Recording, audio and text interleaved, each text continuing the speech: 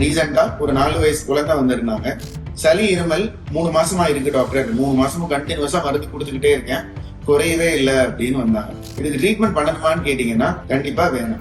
யூஸ்வலா ஸ்கூல் போற குழந்தைங்க எல்லாத்துக்குமே சளி இருமல் இருக்கும். பட் எல்லாத்துக்குமே ஒரே கிருமியானா கண்டிப்பா கிடையாது. ஒரு குழந்தைக்கு ஒரு கிருமி இருக்கும், இப்பதான் செட்டில் ஆயிருக்கும், இன்னொரு குழந்தையோட கிருமியை பிடிச்சிட்டு வந்துருவாங்க.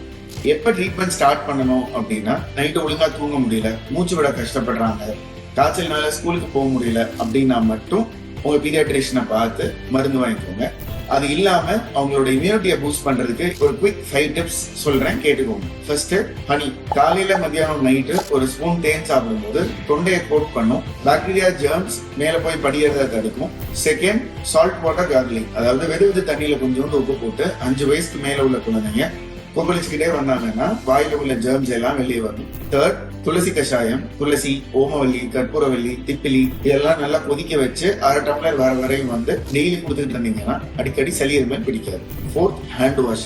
அடிக்கடி உங்க குழந்தைய ஹேண்ட் வாஷ் பண்ண சொல்லுங்க. ஏன்னா விளையாடும் போது எங்க வைக்கிறாங்கன்னு தெரியாது. சோ கையில இருக்கிற கிருமி மூக்கு நோண்டும் போதோ இல்ல வாயில வைக்கும் போதோ உள்ள போய் சளி இருமல் காஸ் பண்ணலாம். லாஸ்டா ஹாட் வாட்டர் கொடுங்க. எல்லா தண்ணியுமே சூடு பண்ணி ஆற வச்சு கொடுங்க. Wishing you this winter a safe winter. இந்த மாதிரி யூஸ்ஃபுல்லான வீடியோஸ் வேணும்னா இந்த சேனல்ல ஃபாலோ பண்ணுங்க. தேங்க்யூ.